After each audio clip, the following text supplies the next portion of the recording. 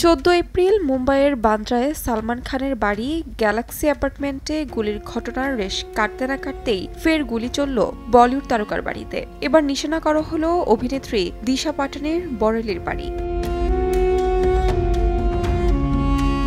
শুক্রবার ভোর 4:30টার দিকে বরেলির সিভিল লাইন্স এলাকার 40 নম্বর ভিলায় দিশার পরিবারের অবস্থাকালে এলোপাথারি গুলি চালানো হয়। ঘটনায় চরম আতঙ্কে ভেঙে পড়ে স্থানীয়রা। পরেক্ষণেই কুখ্যাত গ্যাংস্টার গোল্ডি ব্রার ও রোহিত গেদারা সোশ্যাল মিডিয়ায় পোস্ট দিয়ে হামলার দায় স্বীকার করে।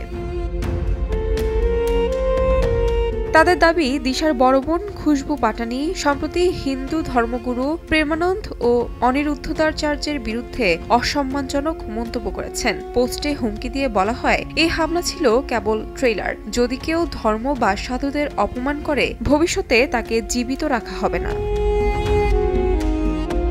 এর আগে সালমান খানের বাসভবনে হামলার দায়ও স্বীকার করেছিল গোল্ডি ব্রার ও লরেন্স বিষ্ণোয়ের গ্যাং। টানা 2 বলিউড তারকার বাড়িতে হামলার ঘটনায় বলিউড অঙ্গনে চরম উৎকণ্ঠা ছড়িয়ে পড়েছে। নিরাপত্তা নিয়ে নতুন করে শঙ্কায় পড়েছে অন্যান্য তারকারাও।